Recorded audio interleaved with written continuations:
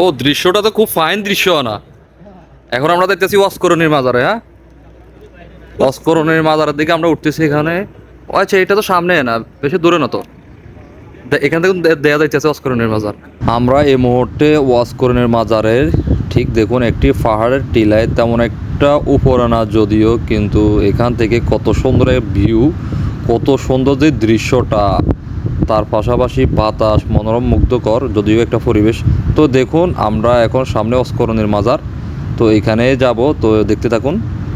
তো যাইতেছি আমি আস্তে আস্তে ওয়াসকরণের মাজারের দিকে, যদিও সামনের প্লেসটা এত সুন্দর, এত দারুণ। দেখুন আপনারা ওইদিকে দেখুন, অনেক সুন্দর। দেখুন ওইদিকে দেখুন কত সুন্দর ভিউ, ওইদিকে সত্যি অসাধারণ মুগ্ধকর। যদিও নিচে সব কিছু খুব সুন্দরভাবে দেখা যাইতেছে, যদিও উপরে না ওয়াসকরণের মাজার, যদিও সামনে। তো দেখুন সামনে অনেক মানুষ এখানে দেখা যাইতেছে ওয়াসকরণের মাজারের মধ্যে। তো এখানে বিশেষ করে সব রকম সব কান্ট্রির মানুষ আসে, যদিও এই দেশের মানুষ তেমন একটা দেখা যায় না। আমরা বাইরের কান্ট্রির মানুষ যেরকম দেখা যায়, আপনার ইন্ডিয়া, পাকিস্তান, বাংলাদেশ, এরকম আমাদেরকে বেশি দেখা যাইতেছে এখানের মধ্যে। তো দেখুন এখানে কিছু পাকিস্তানিকে দেখা যাইতেছে, সব হ্যাঁ তারা।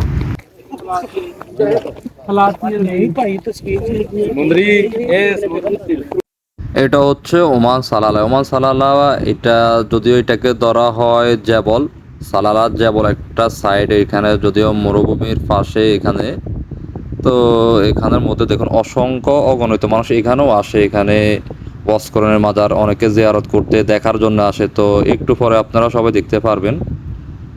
তো দেখুন আমরা এখন এই মুহূর্তে আমরা চলে আসছি ওয়াসকরণের মাজারে। এখানে অনেক মানুষকে দেখা যেতেছে, কেউ ছবি তুলতেছে, কেউ ভিডিও করতেছে। দেখুন বেশিরভাগই আমাদের বাংলাদেশের মানুষ, ইন্ডিয়ানও তেমন একটা দেখা যাইতেছে না, আর পাকিস্তানি।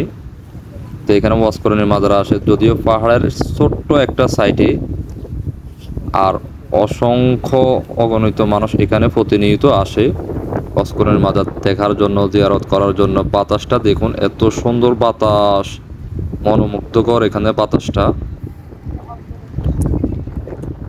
তো ওইদিকেও দেখুন আমরা ওই দিক থেকে এদিকে আসছি।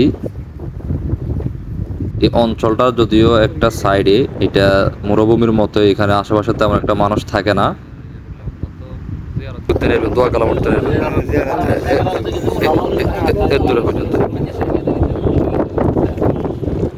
সবাই এখন জিয়ারত করতেছে।